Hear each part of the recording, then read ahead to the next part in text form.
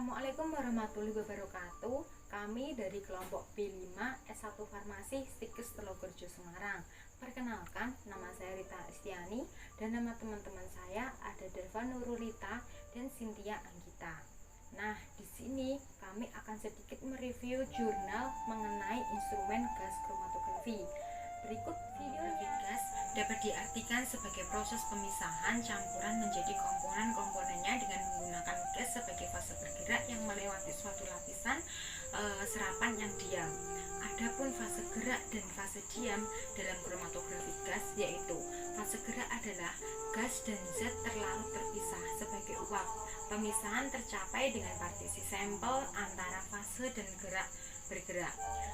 Fase diam berupa cairan dengan titik didih tinggi tidak mudah menguap yang terikat pada zat pada penunjukannya, mempunyai prinsip yang sama dengan kromatografi lainnya tetapi memiliki beberapa perbedaan. Misalnya nih, proses pemisahan campuran dilakukan dengan stasionari, fase cair dengan gas, fase gerak dan pada oven temperatur gas dapat dikontrol, sedangkan pada kromatografi kolom hanya pada tahap fase-fase yang temperatur tidak dimiliki. Jadi prinsip kromatografi adalah udara dilewatkan melalui nyala hidrogen, selanjutnya uap organik tersebut akan terionisasi dengan menginduksi terjadinya aliran listrik pada detektor, kuantitas aliran listrik sebanding dengan. Keuntungan kromatografi gas yaitu waktu analisis yang singkat, ketajaman pemisahan yang tinggi, efisiensi pemisahan yang tinggi, analisis relatif lebih cepat, sensitivitas yang cepat, membutuhkan campuran cuplikan yang sangat sedikit. Kerugian kromatografi gas yaitu waktu analisis sampel yang mudah menguap dan tidak dapat digunakan untuk pemisahan campuran yang berjumlah besar. Pemisahan dengan tingkat Mg dapat mudah dilakukan dan peningkatan tingkat gram dapat dilakukan juga, tetapi pemisahan tingkat non dan ton sangat sukar untuk dilakukan. Saya akan menjelaskan bagaimana cara untuk pengoperasian instrumen kromatografi gas. Nah, di sini nanti saya akan jelaskan untuk menjadi beberapa bagian. Jadi ada bagian untuk persiapan, kemudian instrumentasi ataupun startup, kemudian pengukuran untuk larutan deret standar, pengukuran untuk larutan sampel, dan juga shutdown serta maintenance peralatan. Nah, yang pertama kita masuk ke persiapan. Jadi pastinya kita akan menyiapkan sampel dan juga peralatan yang kita butuhkan saat analisis. Kemudian yang kedua, kita hubungkan untuk instrumen komputer dan instrumen GC itu ke penghubung sumber listrik. Nah, selanjutnya yang ketiga, kita bisa memasang kolom. Jadi pastikan kita masang kolom itu sesuai pada lubang injektor dan detektor yang akan kita gunakan. Kemudian selanjutnya yang ketiga, kita membuka katup-katup aliran gas seperti nitrogen, helium, hidrogen. Kita buka katup-katupnya. Selanjutnya kita menyalakan kompresor udaranya. Nah, setelah itu baru kita menyalakan untuk instrumen GC-nya.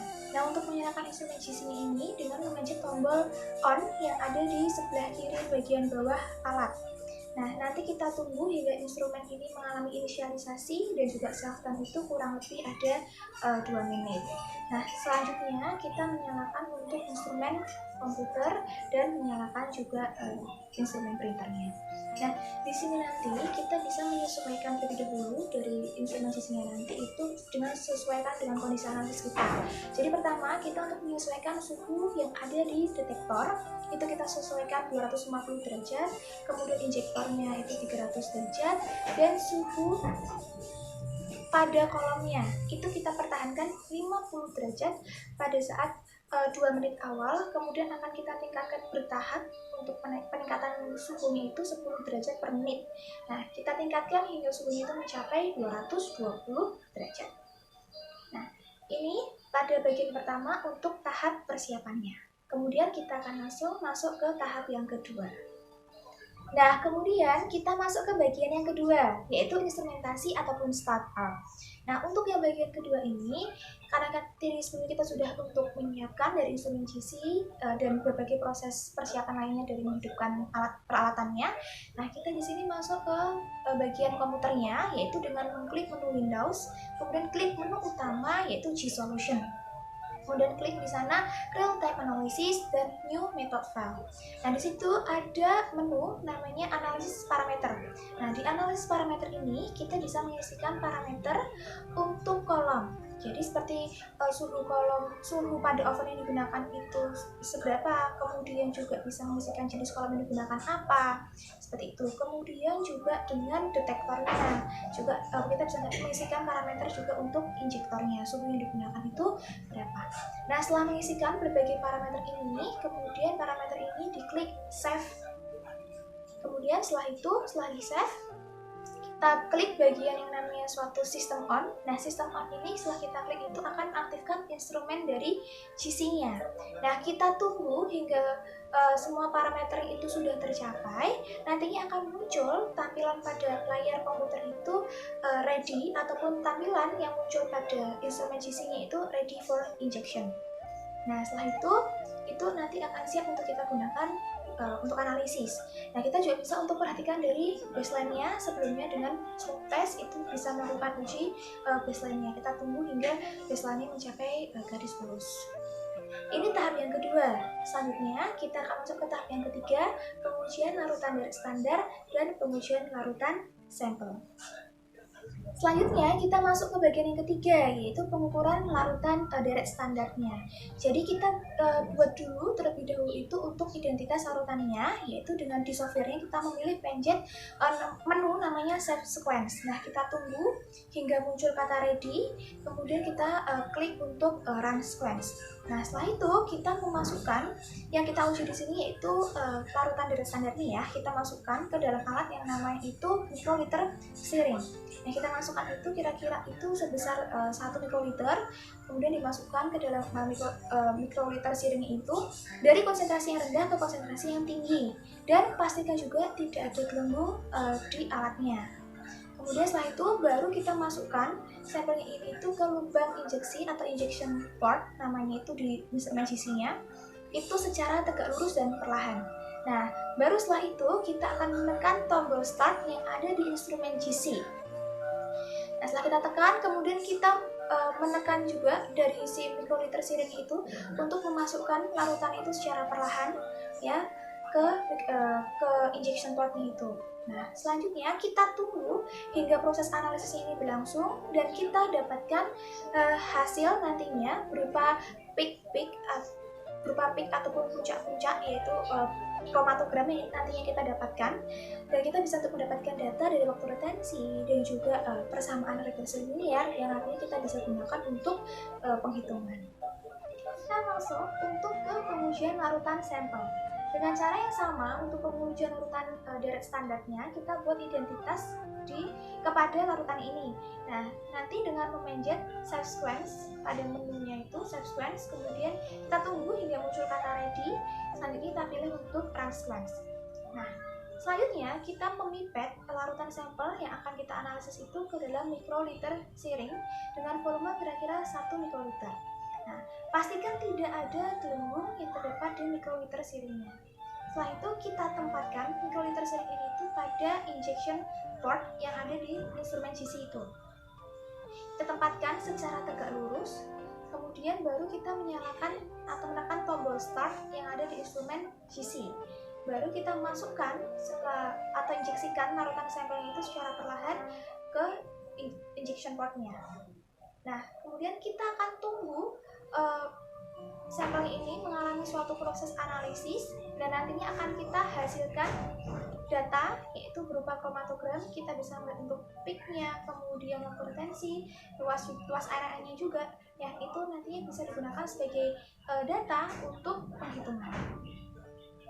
Nah, kita masuk ke tahap yang keempat, yaitu tahap shutdown dan maintenance. Setelah semua analisisnya kita selesaikan, kemudian kita juga telah mendapatkan hasil berupa kromatogram. Nah, selanjutnya kita akan melakukan maintenance pada peralatan yang telah kita gunakan. Jadi, yang pertama kita akan menurunkan suhu pada detektor, kemudian pada suhu ovennya, injektornya itu kita turunkan hingga suhunya itu mencapai 30 derajat. Nah, setelah itu kita akan menutup semua menu-menu yang kita gunakan pada G-Solution software-nya itu, dan kita juga akan menutup semua menu yang kita gunakan pada sistem komputernya. Nah, kemudian kita akan men-shutdown komputer dan kita juga akan mematikan alat instrumen GC.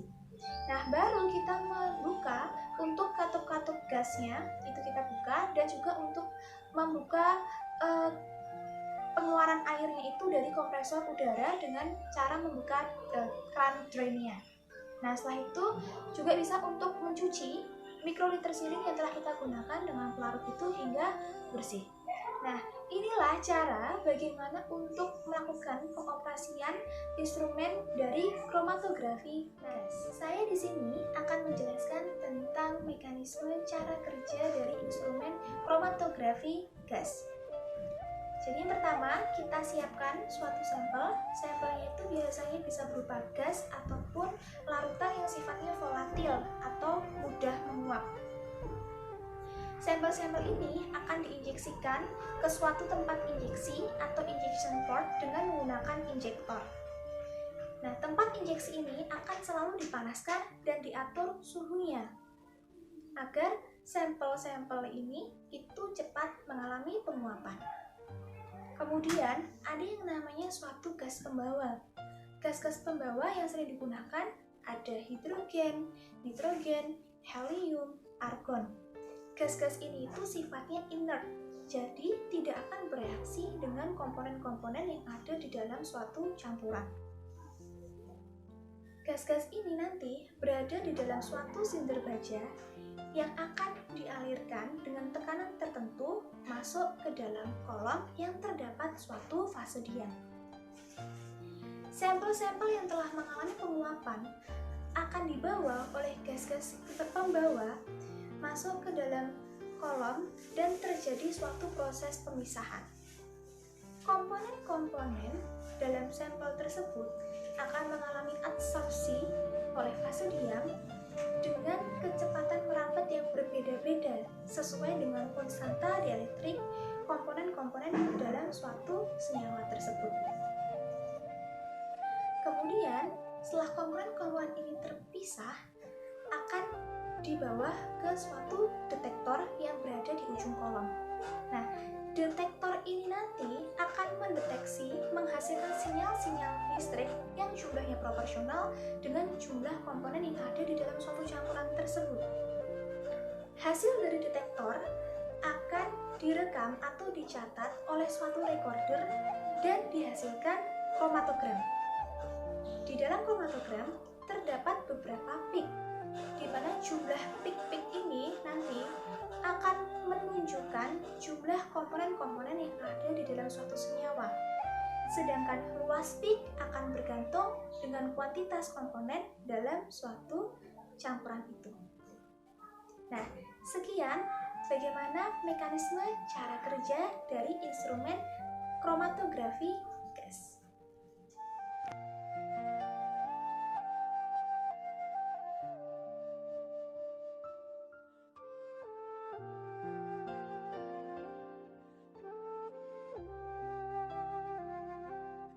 Setelah kita melakukan analisis, kita mendapatkan data seperti yang tertera pada video. Sebagai contoh di video ini, kita akan menetapkan kadar etanol.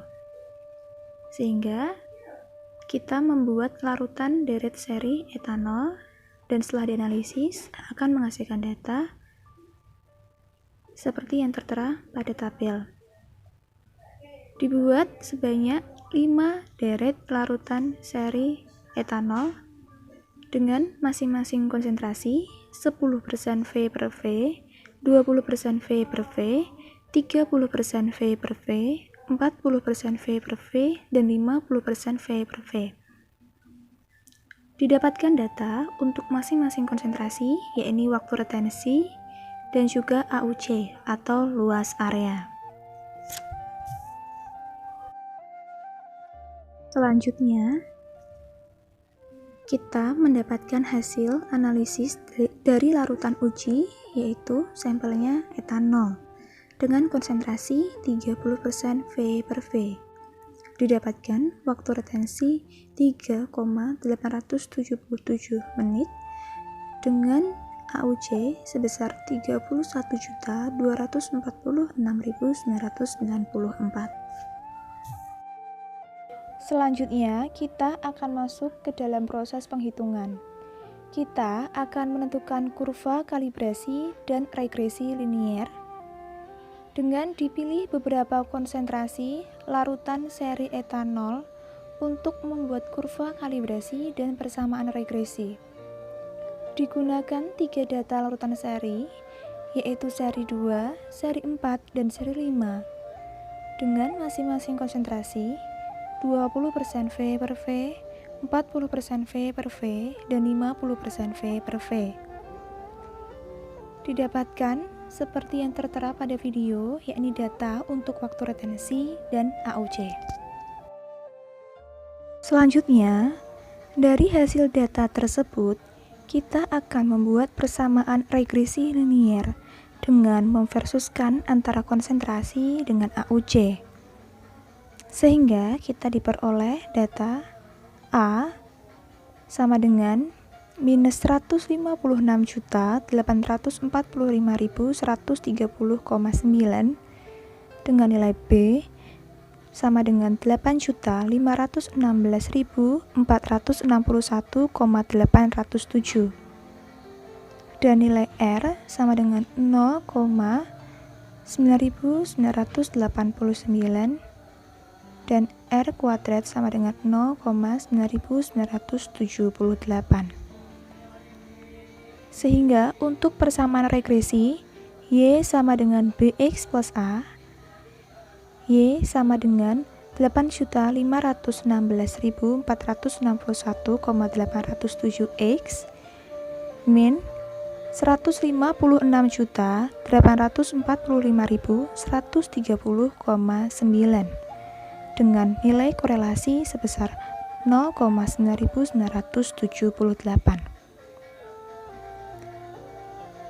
Dapat dilihat berikut sebagai kurva regresi dari etanol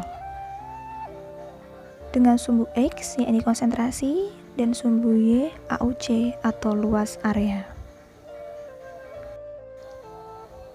Selanjutnya, penentuan kadar etanol pada larutan sampel. Dengan diketahui persamaan regresi Y sama dengan 8.461,807X minus 156.845.130,9 dengan AUC larutan uji atau larutan sampel etanol 31.246.994. Konsentrasi larutan uji atau etanol yang sebenarnya yakni 30% V per V. Sehingga untuk penghitungan kadar etanol dari persamaan regresi yang telah kita dapatkan, kita substitusikan nilai AUC larutan uji etanol sebagai nilai Y, sehingga kita akan mencari nilai X-nya. Seperti yang tertera pada video, di mana X sama dengan 31.246.994 ditambah 156.845.130,9 dibagi dengan 8.516.461,807, sehingga kita mendapatkan nilai X yakni 22,0% V per V. Untuk penentuan persen perolehan kembali dengan rumus kadar yang diperoleh per kadar sebenarnya dikali 100. Kadar yang kita peroleh sebelumnya yaitu 22,09% V per V dibagi dengan kadar sebenarnya dari larutan uji etanol yaitu 30% V per V kalikan dengan 100 didapatkan 73,63%. Sehingga kita dapat menarik kesimpulan diperoleh kadar etanol pada larutan uji atau larutan sampel sebesar 22,09% V per V dengan persen perolehan kembali sebesar 73,63%.